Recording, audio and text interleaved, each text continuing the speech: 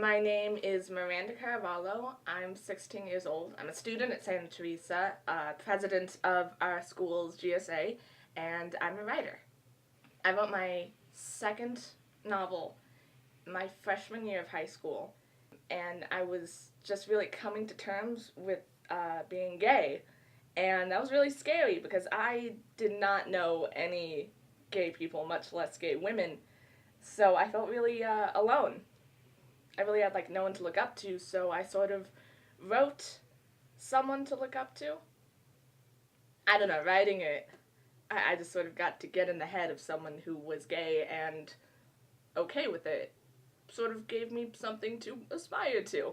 Although she was also an ecstasy addict, so maybe not.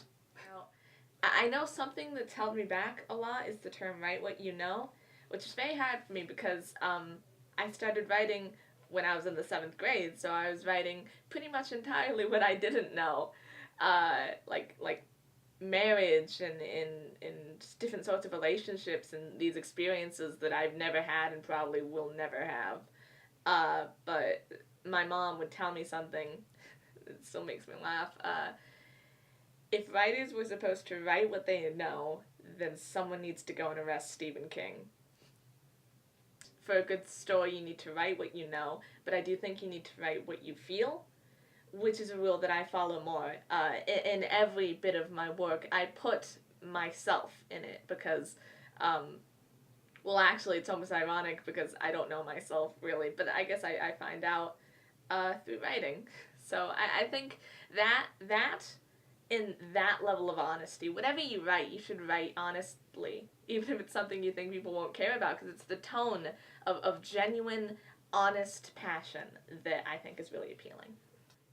My family has been very supportive of my writing. They're really happy and supportive and really, really nurturing of creativity in this house, which is cool.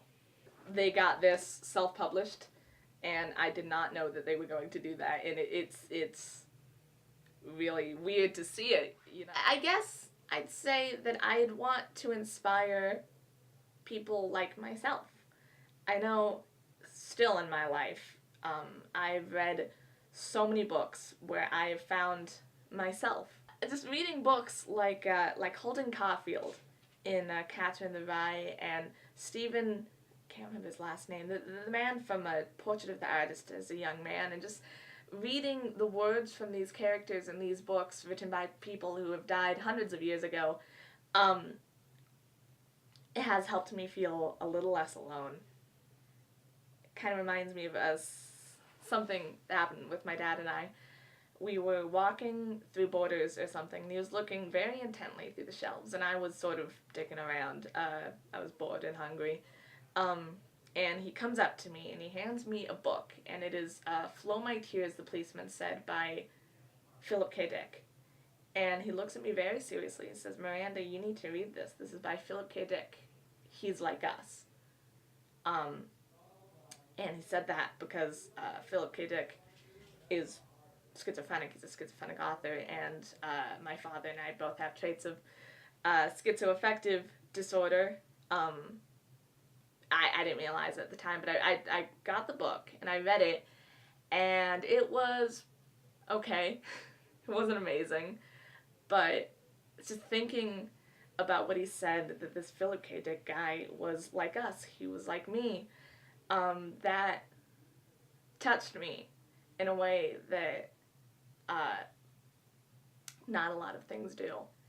So I guess when thinking about inspiration, my dream, my highest ideal would to someday be in a bookshop. Not me physically, but my books. And have some guy pick up one of my books and hand it to his kid and look her in the eyes and say, this is Miranda Caravalho. She's like us.